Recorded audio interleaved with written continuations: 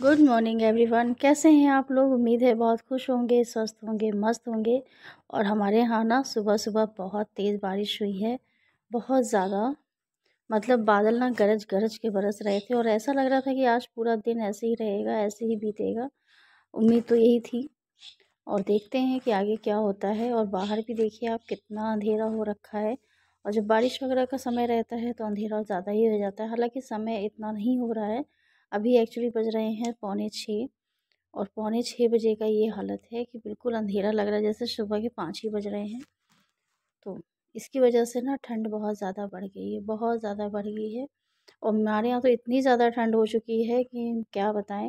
बिल्कुल अगर अब जैसे बिना कैप के, बिना मफलर के बाहर निकल ही नहीं सकते। जो सरसराहट भरी हवाएं कान में लगती हैं ना, कि बता क्या बताऊं। तो बस सबसे पहले मैं अपनी ग्रीन टी लेकर आ गई हूँ, क्योंकि बस सवेरे जो गर्म पानी होता है वो पिया, और पीने के बाद जो है थोड़ा सा अपने को वार्म अप करने के लिए ग्रीन टी, जो कि मैं रोज़ सुबह लेती हूँ, और लेकर बैठी। तो थोड़ा सा जो है दिन खुला है, दिन क्या खुला है, मतलब थोड़ा और ज़्यादा समय हुआ है। तो मैं चली गई हूँ एक्सरसाइज करने के लिए।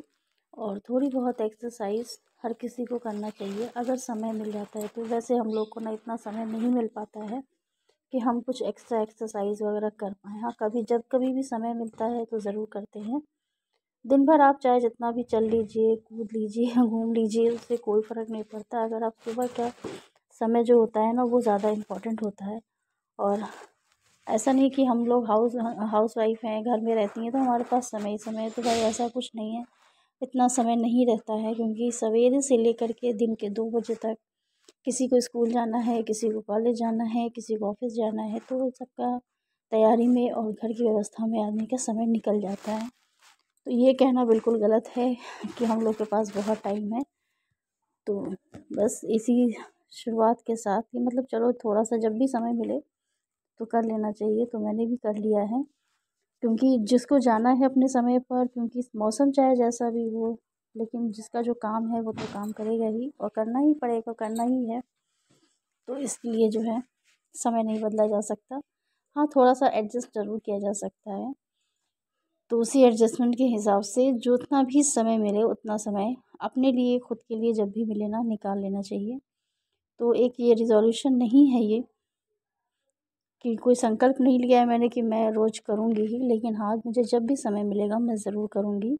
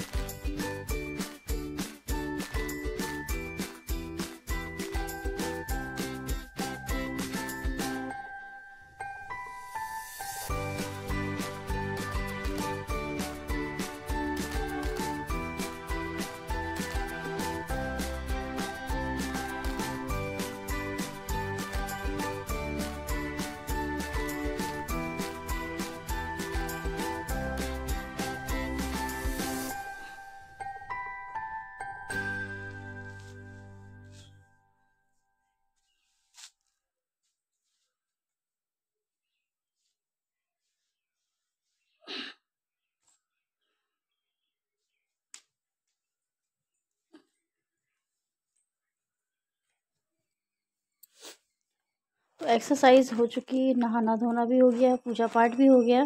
और होने के बाद फिर से अपनी डेस्टिनेशन यानी अपने किचन में चलते हैं और देखते हैं आज क्या बनाना है। तो आज मैं बना रही हूँ मसूर का दाल तड़का। और दाल तड़का के लिए मसूर को मैंने 2 घंटे पहले भिगो के रख दिया था। जब सुबह सो के उठी थी ना, उसके बाद जब किचन में आई थी तभी मैंने इसको सोख करके रख दिया था। और बहुत जल्दी भीग जाता है, ऐसा नहीं, हल्का गुनगुना पानी रहता है ना तो हो जाता है। और उसके साथ ही मैंने प्याज, मिर्ची, अदरक सबको काट लिया है, टमाटर भी काट लिए हैं और सब कुछ तैयार है छौंकने के लिए।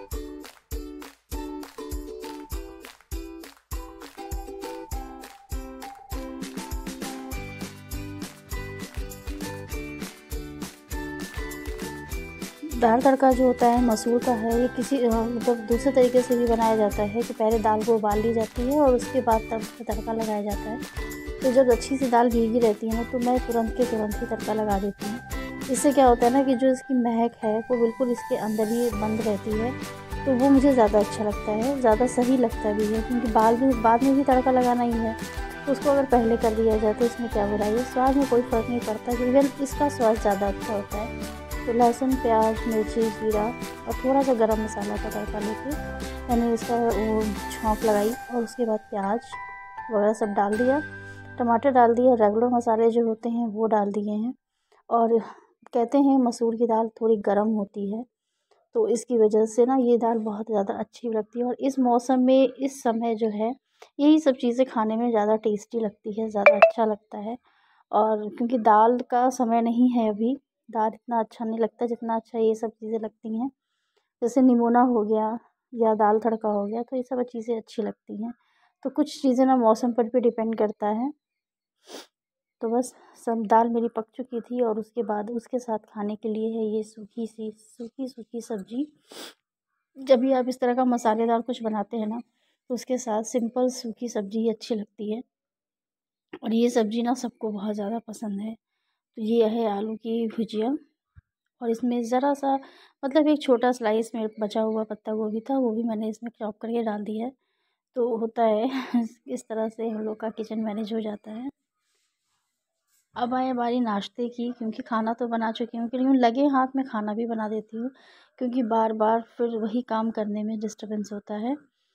तो मैं बना रही हूँ सत्तू के पराठे। और ये सत्तू ना पहले के बने हुए हैं, मतलब पिछली रात को जब मैंने लिट्टी बनाई थी ना तो उसमें का 1 कटोरी सत्तू बच गया था।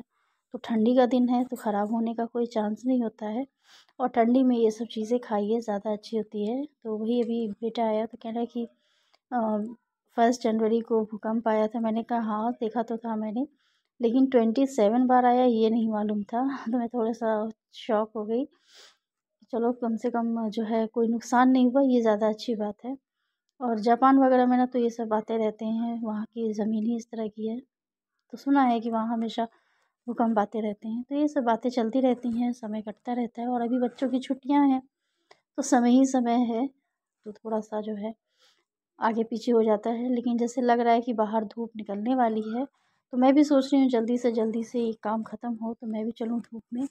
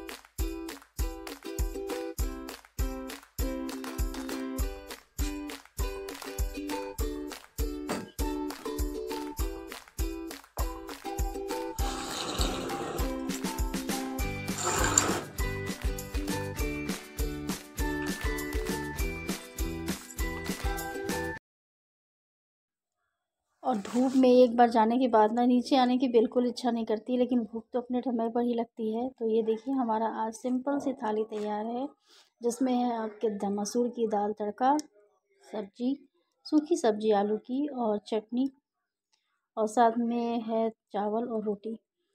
तो बिना चटनी के ना इस टाइम मज़ा नहीं आता है, क्योंकि इस समय इतनी फ्रेश धनिया मिल जाती है कि मज़ा आ जाता है और खाने का स्वाद ना बिल्कुल दोगुना हो जाता है। तो आप लोग भी आइए मेरे साथ, खाने को एंजॉय करिए। और ऊपर मैं चारपाई लगा कर आई थी, तो मैंने खाना भी यहीं पे खाया। और उसके बाद मैं आप लोगों को दिखा रही थी कि हमारे यहाँ का मौसम देखिए, सुबह तो इतनी तेज़ बारिश हो रही थी और बिल्कुल दिन ही नहीं खुलेगा, और उसके बाद इतनी अच्छी धूप हो गई। तो बहुत अच्छा लगा, बहुत मज़ा आया। तो आप लोगों को मेरा ब्लॉग कैसा लगा ये मुझे ज़रूर कमेंट करके बताइएगा। हालांकि मुझे कोई कमेंट करके बताते भी नहीं है, मैं बस इसी आस में रह जाती हूँ। तो प्लीज़ ज़रूर कमेंट करके बताइएगा। ब्लॉग अच्छा लगे तो चैनल को सब्सक्राइब ज़रूर करिएगा। जैसा भी लगे, अच्छा या बुरा, ज़रूर मेरे साथ शेयर करिएगा। मिलती हूँ नेक्स्ट ब्लॉग में नई नई चीज़ों के साथ, नई लाइफस्टाइल के साथ, कुछ नए के साथ। तब तक के लिए बाय बाय।